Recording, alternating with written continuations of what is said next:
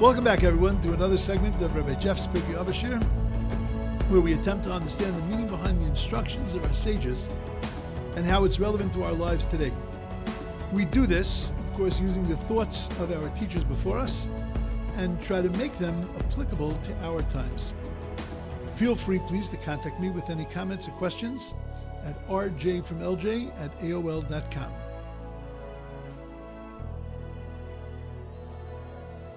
Okay, so the Mishnah is the companion Mishnah to Mishnah Vav. Mishnah Vav was the next group of sages, and that was Yoshua ben Prachya and Nitai Ha'arbeli. They kiblu mehem. So we said they received from them, from the rabbis, the pair before them.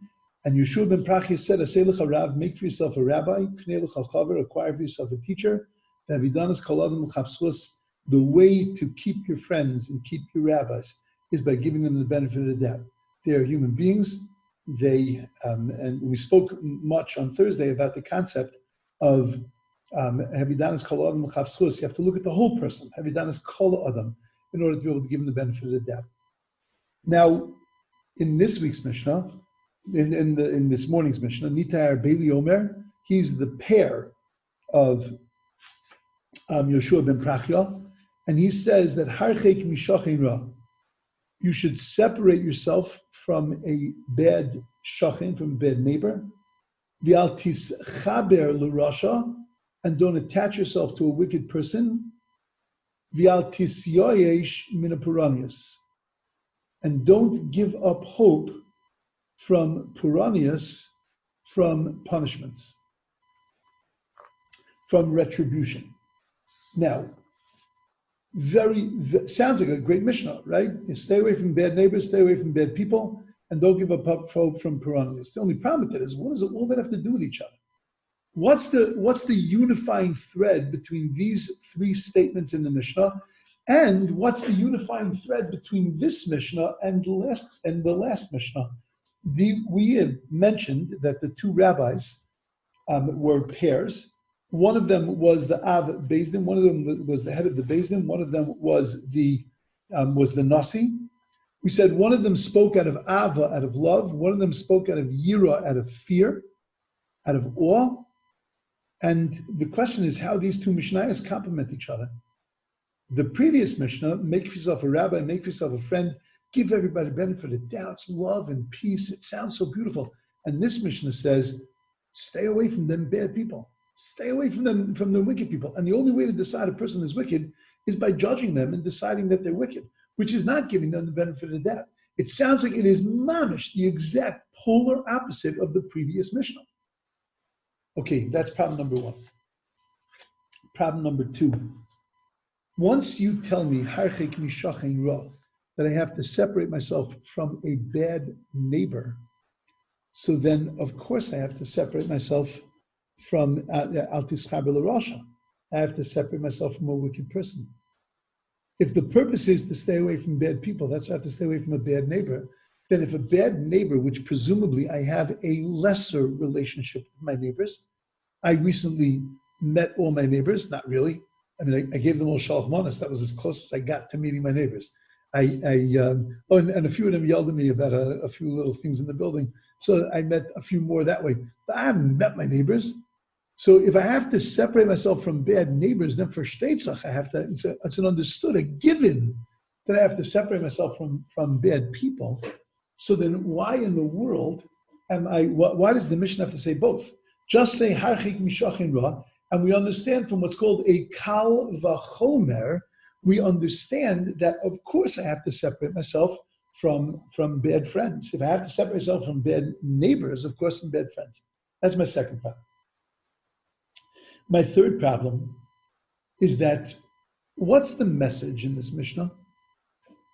So the message in this Mishnah is, Oy l'rasha, oy l'shcheno. Woe is to the wicked person, woe is to his neighbors. That when things go bad, they cast a wide net. And many people could be harmed by the evil that comes to a rasha, by the bad tidings that come to a wicked person. And al tisyash min ha'paranias, like don't take that lightly. Don't ignore the fact that God is going to send retribution to them. Now, I only have a small problem with that. What's the reason that you shouldn't attach yourself to a bad person? Because they're bad. Not because you're worried that they're going to get smashed and then you're going to get smashed also, because they're going to get something happen to them and you want to protect yourself, so therefore you stay away from a bad neighbor. You stay away from a bad neighbor because they're morally corrupt. You don't want to be around them. You don't want to learn from them. You don't want them to influence you. You don't want them to influence your children. That's why you stay away from bad people. It's not because you're worried that the boot's going to drop and that they're going to get smashed. And if you're standing too close, you're going to get hurt also. So what's that message of Oilu Rasha Oilu Shchenu? What is it? That's what the Mishna is teaching me. The Mishna is teaching me that to stay away from them only because something bad might happen to them.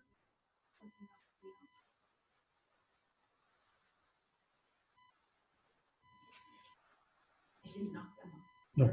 Yeah. So what exactly does that mean? Why are we giving this message in the Mishnah of Oilu Rasha Oilu Shchenu? Woe is to the wicked person, woe is to his neighbor, when that's not really the reason why we stay away? Doesn't make sense. Okay, and then my final problem is this. What does al tisyash min ha'paranias mean? Don't give up hope that God is going to smash the wicked. So what, we should hope for God to smash the wicked? Don't give up hope that there's a thing called problem. Like, what does that mean?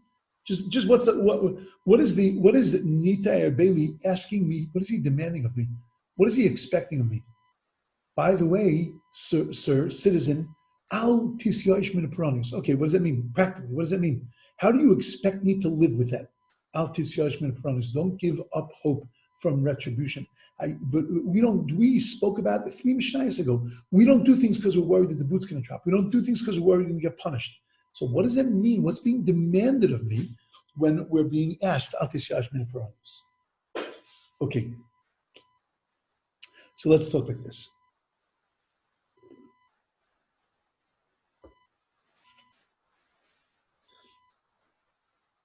How do we know that we're supposed to stay away from a bad neighbor? So I'll tell you an amazing thing. When we walked in the desert, we camped in the desert with the Mishkan, the tabernacle, in the center of the Jewish people. Around the tabernacle were the Levitical families. Moshe and Aaron, if you take the tabernacle like this, and this is north, this is south, this is east, this is west, this is west, this is east. So then on this side was Moshe, Aaron, their family was here, to the east of the Mishkan. To the south of the Mishkan was Kahas, the family of Kahas. Korach, the family of Korach, was part of that family. And then you had the other Levitical families on the west and on the north. Then the next tier were the Jewish people. There were 3 tribes on the north, 3 tribes on the east, 3 tribes on the south, 3 tribes on the west. The 3 tribes on the east were Yehuda, Yisachar, and Zvulun. And they were blessed to be right next to Moshe and Aaron and their family. On the south was Reuven, Shimon, and Gad. Rashi points out that the tribes on the east, Yehuda, Yisachar, and Zvulun, and on the south was Shimon, and that Shimon initiated the problem with the Moabite women when Bilam came up with his plan how to destroy the Jews, and that he started with the prostitution and to get the Jewish people involved in idolatry. And there was the prince of the tribe of Shimon that went and had relations with a Moabite princess, and that was from the tribe of Shimon. How did they get to this? Because they were near Korach, because they were near the wicked person Korach, and therefore they ended up getting involved in this prostitution. That's what Rashi tells us. But the only problem with that is that, and I wish I could draw this and show this to you, but granted, Shimon was right next to Kahat, which was right under the Mishkan, but they were also in the neighborhood of Moshe and Aaron. It wasn't like they were miles apart. They were a couple thousand feet away. So if that's the case, then what's the problem? Granted, they were neighbors, next door neighbors to Shimon, but they were also neighbors to Moshe and Aaron, to Korach, but they were also neighbors to Moshe and Aaron. Why was it more dangerous to be a neighbor to Korach than a good neighbor to Moshe and Aaron? And they could have actually learned good stuff from Moshe and Aaron. So I think that the way we have to explain it is that a neighbor isn't just a person that's next door, but a neighbor is a person that I choose to live next to. Meaning that the fact that my neighbors, the people that live in close proximity to me, might be wicked people, does not make them my neighbors. The fact that I associate with them and I interact with them and choose them to be my neighbors, that makes them my neighbor. Very often we'll say, oh, that person's my neighbor. But they're not really, they're 2 buildings down. But because you've chosen to interact with that person, so then you see that person as a neighbor. Your next door neighbor on the same floor, the person who has the apartment right next to yours, who you might not even ever have met, the person is a neighbor in the sense of neighborhoods, in the same sense of neighborhood planning, but he's not really a shochem. When the Mishna uses the word shochem, the Mishna is using a word of a person that you've chosen to be a shochem. You've chosen to be your neighbor. When we were set up in the desert, so then God set us up in a place where we needed to be. He put these tribes in the direction they needed to be in. Every tribe was in a compass direction. Those that were on the north needed to be on the north because they represented the kochos of the north. The ones that were on the east represented the kochos, the powers, the energies of the east. The ones on the south represented the energies of the south, and the ones on the east represented the energies of the east. All of them were focused on one energy, which was the energy of the Mishkan, which was ministered by the Leviim, the Levites, the Levitical families, which were right around it. We were placed in the place. The middle tribe was placed in the side, the place he needed to be, because he was the influence of the other 2 tribes. And this is the way we camped in the desert. Everything was very specific. But that didn't make Korach the neighbor of Shimon. What made Korach the neighbor of Shimon? Because Moshe was as close a neighbor in proximity. Moshe was also a neighbor of Shimon. But that Shimon decided, the leader of Shimon decided that he was going to associate more with Korach than he was with Moshe and Aaron. And if that's the case, they made that choice that this was going to be their neighbor, that this was the person that they were going to associate with. When the Mishnah tells us, and therefore, by the way, a neighbor is actually a closer relationship than a friend. Because a neighbor is a person that you're with 24/7. Meaning that if you choose this person to be your neighbor and you choose this person to be an influence over you, then that person, because of their close proximity, a friend could be across the world. And you don't spend that kind of time with a friend, but a neighbor, you've chosen to be a neighbor. That person is actually on a higher level than a friend. And therefore, the Mishnah is telling me first, Al tischaber l'rasha. Harchik mishachin ra. Distance yourself from a shachin ra, from a neighbor, because you have to distance yourself from that choice, from the person that you've chosen to be a neighbor. When you realize that that person is a rasha, when you realize that person is toxic for you and for your spirituality, so then you have to distance yourself from them. because there is a bombardment of values. You see that person all the time. You see the way they keep Shabbos. You see the way they keep kashrus. You see the way they do things. You see their interactions with their family. You see the way that husband and wife gets along. They're in your face more. And therefore the Mishna starts with them and says, Harchek, you have to distance yourself from Shachin Ra. Then the Mishnah comes along and says that by a chaver al tischaber, you have to make sure that you don't make a connection to him. If he's a Rasha, you can separate him because you're not around him all the time. It's much easier. First, we have to start with that which is more difficult. And there we have to say harchek. The only way to do it is harchek. You have to distance yourself. But because the influence of a friend actually is less than that of a neighbor, so then therefore it is enough there to tischaber, just not to be mechaber, just not to attach yourself. You can be nice to the person, you can say good Shabbos to the person, but al tischaber l'rasha. But you can't be mischaber, you can't attach yourself to him. The Mishnah is not telling me oy l'rasha, oy l'shchena. What the Mishnah is telling me is that be careful with the relationships that you make, with the people that you're going to attach to, with the neighbors you're going to identify with, and with the friends that you're going to attach to. But what happens is that very often we look at those people who we understand are Rishayim. And I'm not talking about people that we think are Rishayim, because 90% of the time the people that we think are Rishayim are only Rishayim, they're only wicked because we can't stand them, but they're not really wicked people. That's a whole nother story. But a lot of times, even the people who we think are quantifiably Rishayim, you got to do a lot to become a quantifiable Rasha.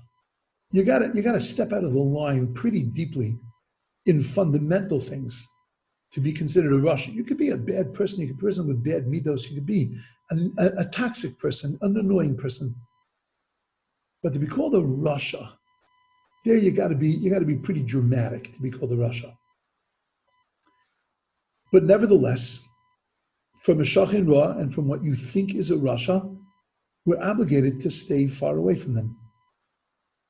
But a lot of times we look at those people who we've assumed should be considered Rishayim, and they're living good lives. We think that they should be getting kicked in the head, but they're not. They're leading good lives. They're advancing in their lives. They have a lot of advantages in their lives, and we're like perplexed. What's going on here? How does that happen? Comes along the Mishnah, and the Mishnah says, Al tisyayish min ha'paranios. Don't give up hope from retribution. It's a very beautiful medrash. The medrash says that every Shabbos, the Jewish people would strengthen themselves, and then on Sunday through Friday, they would work, they'd be ground down. By Friday, they were finished, and Shabbos, they would be rejuvenated. Paro calls Moshe in and he says to Moshe, tell them they have to stop their nonsense. And what was their nonsense? Was their Shabbos activity. And that's why Paro then went and he made the work even harder for them. So Yaakov Kamenetsky explains, what were they doing on Shabbos that was giving them so much confidence? What they were doing on Shabbos is that Moshe Rabbeinu had written scrolls, and on those scrolls were actually Pirkei Tehillim. On those scrolls were prakim, were chapters of Tehillim, of Psalms. One of those scrolls that Moshe Rabbeinu had was Mizmor Shir L'Yom HaShabbos, was the song of a Sabbath day. They would sit down with that scroll, they would read the scroll, and they would feel better. And it would rejuvenate them and give them the strength to be able to make it through the week. And that's what Paro said. They need to stop that because that's destroying everything. Because every time he whittles them down, they build themselves back up. What was in that scroll that gave them any kind of confidence? What was in that scroll that gave them any kind of good feeling? That scroll, the only thing it says about Shabbos is, it says, Mizmor Shir L'Yom HaShabbat. Zeu, that's Shabbos. Nothing in there talks about Shabbos. But in there it says a line that is so critical to our existence. that it says, Bifroach Rishoyim K'mayesev, that when the wicked and their iniquities grow, they flourish like grass. Vayatzitzu kol po'elei oven. God is going to wipe out, he's going to uproot all the po'elei oven, all those that do iniquity. That when they sat down by Shabbos morning, they turned to Moshe Rabbeinu and they said, Mipnei ma yesh rasha v'tovlei. Why is it that there are wicked people and things are going well for them? Why is it there are wicked people that seem to be living with such an advantage? And Mipnei ma yesh tzadik v'ralo. And why is it that there are righteous people that are suffering so terribly? We Jews, we didn't do anything wrong. Why are we suffering so terribly? And then they would read inside this Mizmor, it looks like they're flourishing, those wicked people. It looks like everything's going great for them. Don't you worry. In the end, it's all going to work out. And in the end, boom, it's going to be gone. In the end, it's going to be uprooted. In the end, it's all going to come right.